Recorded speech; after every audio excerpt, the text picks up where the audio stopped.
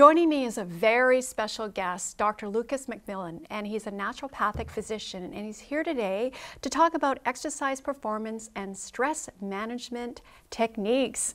Welcome back to the show, Dr. LucasMacMillan. Yes, hello. So good to be back. Boy, I'm interested in this topic, exercise performance and stress management tricks. So tell us about the bigger picture, you know, whether you're a beginner runner or a seasoned runner, what are some things that we should look for, like programs, types of programs?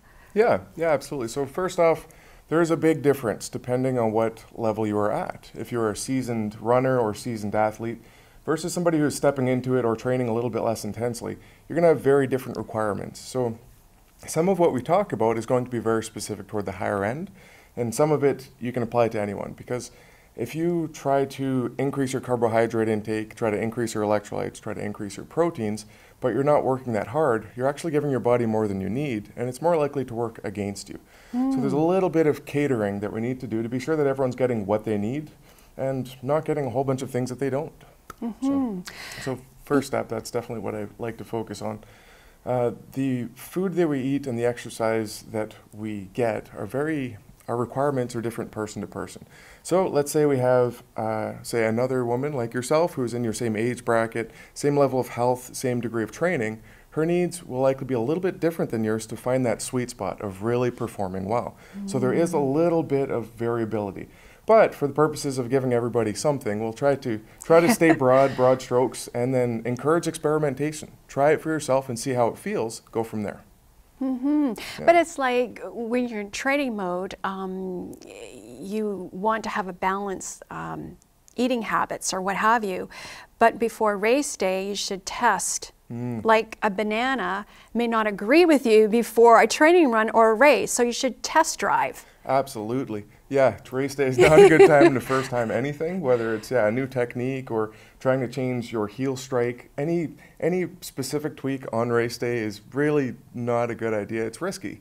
I mean, it has a chance to potentially help you out, but it has an equal chance of really taking away from your experience and creating injury. I mean, on race day, you're more likely to push through if it hurts, right? So it's nice to try new things on different days so you can actually slow down and accommodate your body. It gives you an opportunity to listen to your body. And that's the key, listen to your body. And what about protein intake? Like, I'm a beginner runner. What should I be taking?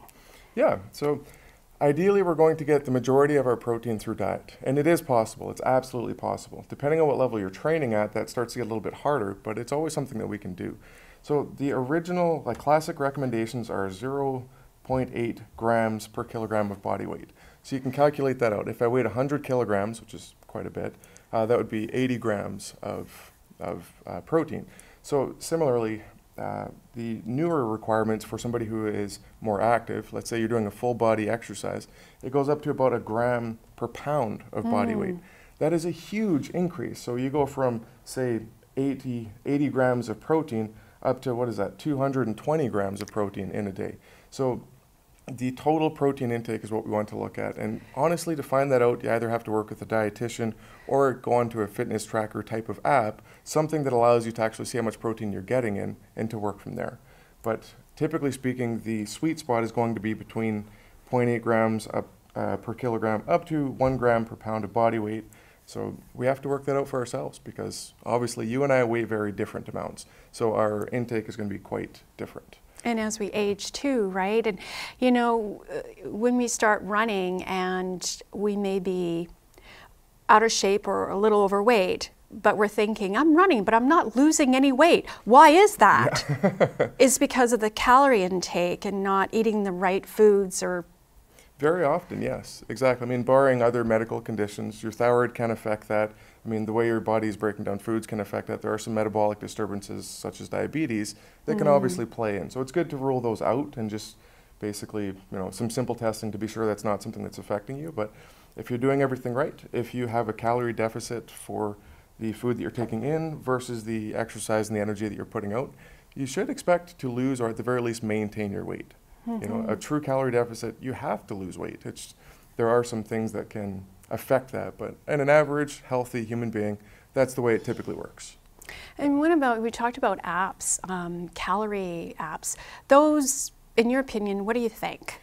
They're a short-term. I really don't feel it's a good long-term tool, partly because it encourages us to focus so much on our diet and so much on we're putting so much time into that program that we're losing touch with what we're eating, with what we're doing. Like it's that same problem of being, in a coffee shop and seeing everybody playing on their phone. I think it pulls you away from what's important, and it doesn't allow us to spend time on what we should be doing. Like eating should be something that we do naturally, easily, but to reprogram that, to pull you into a healthy habit, I think apps are great for that because they can show you what you're eating, how much of each nutrient, and give you a baseline from which you can change, and then try to change more naturally. Mm-hmm. Over time, you can look again to see exactly where your levels are, but I really don't think long-term it's something that serves us. That's my opinion. People will disagree with me there, but I really strongly feel that a natural progression toward healthier eating is possible once you have that baseline. You don't need that information to that same extent.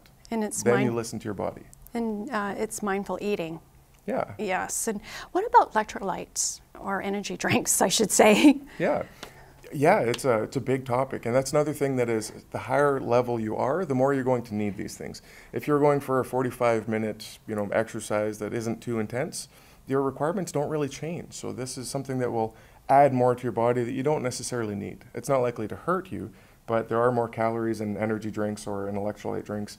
And obviously there's food coloring and many other additives that we don't necessarily need in our body. So if you are exercising beyond, give or take, that 45 minutes, then the electrolytes are more likely to be of benefit for you. Or if you're exercising very intensely and you sweat a lot, then you're losing these electrolytes. Then it makes sense. You're going to be losing sodium, potassium, chloride. You're going to be losing glucose. You're going to be burning through it.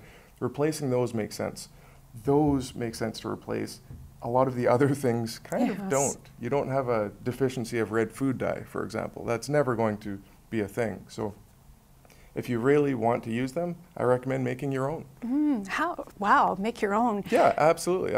That's another thing that's very easily Googleable, but one of the easiest ways, what I recommend to people is that if you look at something like, say, the Gatorades, the Powerades, and the various products out there, you can look at the amount of sodium, the amount of potassium, the amount of ingredients in there, and you can calculate this for yourself. It's quite easy. If I would have thought of this in advance, I could have actually had a formula. I basically direct people to one of the resources I have, but you can build these yourself. Yeah, have the right amount of salt. You have a little bit of sugar in there to keep you going long term. Wow. I recommend branched-chain amino acids in there as well.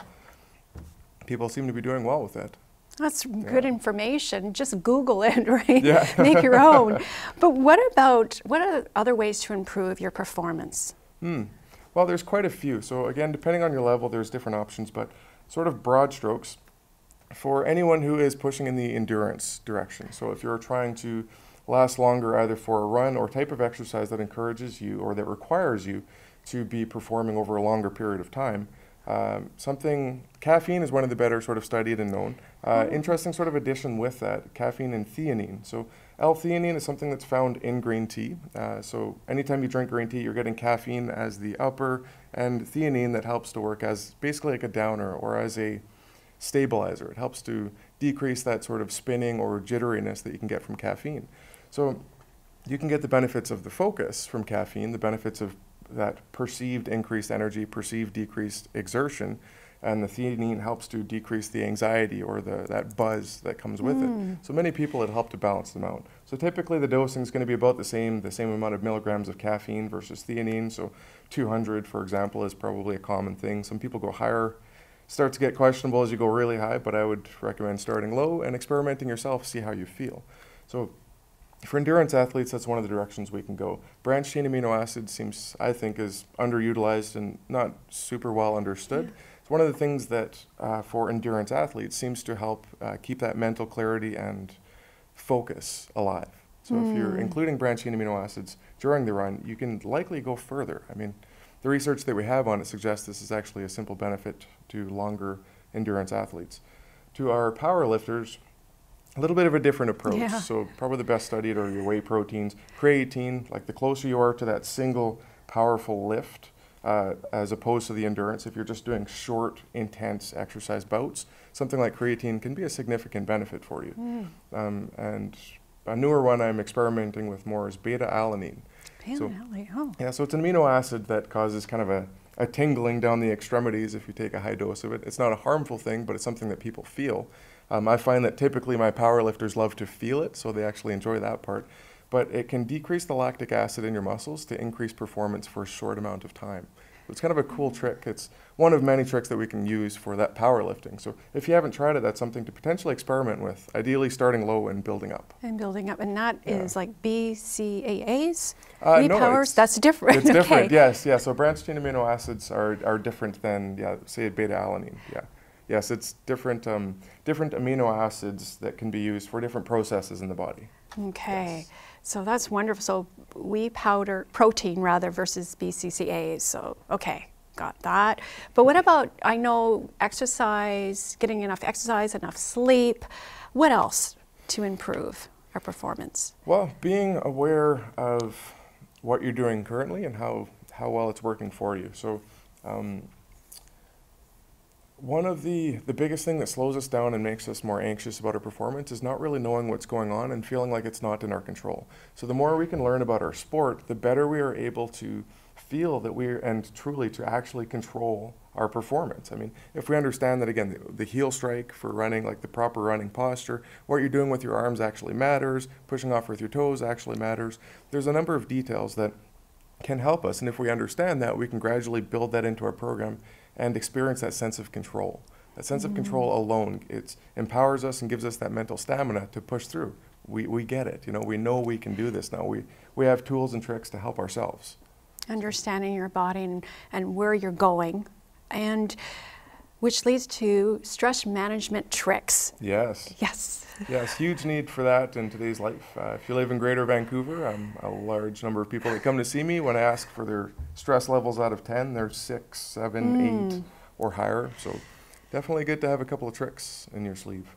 One of my favorites that I've been turning to more is called withania, so also known as ashwagandha. It's a herb. So this herb has been shown in small studies to decrease the perceived stress and decrease perceived fatigue in individuals using it. So pretty cool, something that we could use to decrease that stress levels, for example, from a 6 out of 10 to a 4 out of 10. I think most of us would take that option. So I can't guarantee it'll work for everyone, but it's worth a shot. There's no real reason not to. The risks are pretty low. It's not necessarily designed to be used long term, so it's something that you would try on and off as needed, but very cool tool to use. And relating to exercise, it also decreases perceived fatigue when you're actually doing your exercise. Oh, wow. So that's good. Mid-run, if somebody could tell me I'm going to turn your fatigue down from an 8 to a 6, I would absolutely take that, right? So it's worth experimenting with away from race day. And increase anxiety too, like race anxiety. Yes. Which is can be a huge problem. So, yeah. Yes, absolutely. So a couple other fun tools, lavender oil and kava both have been studied for just kind of general anxiety uses. So they compared it to something similar to Ativan. So one of the medications that we might use for a mild anxiety disorder, for example. Kava and lavender oil have both been shown to likely be about as effective for more milder but actual real cases of this disorder. So we have options, and they're herbal options that are very simple that aren't medications. So nice to experiment with these to some extent, safely, slowly, and ideally under some degree of supervision when you're, at the very least, when you're first trying it, to be sure that you're happy and healthy to begin with, so your body can handle any changes. It doesn't matter whether you're adding more protein, carbohydrates, herbs, or medications. There are actually risks with just about everything that we do in life. So just good to be aware of that. Yes. And also too, any books you could recommend? Yes. Yeah, so Performance Psychology, I recently finished. I quite enjoyed that. It was by the Great Courses, so I loved diving into the mental, emotional aspects of sport because it's something that really isn't as appreciated as it should be. They talk about this both for sport use and for business. Anybody who's doing presentations or who has a high stress or high demand experience, whether it's through sports or otherwise, could benefit from this kind of information. So it's another way to take control and another way to increase your output. If you understand what is potentially holding you back and you understand some of the tools to help you get there, it's going to help you advance. There's almost no other way to go. If it ends up not being information that serves you, well, you still haven't really lost anything. Information really can help us get to the next level. So I really believe that learning about what you're doing can really help you. What else here?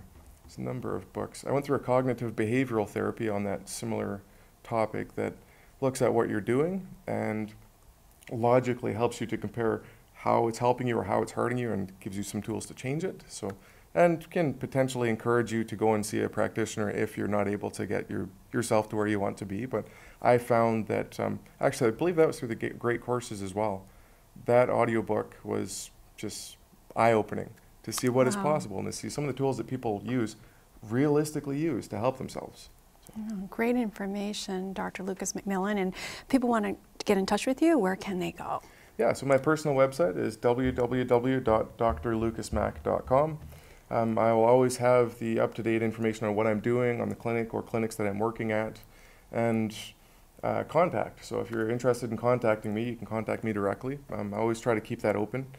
I am currently in North Vancouver, and I just purchased a clinic. So pretty cool, multidisciplinary. I very much believe that a team approach is going to help people the most. So yeah, I'm very excited to be stepping into that role and to be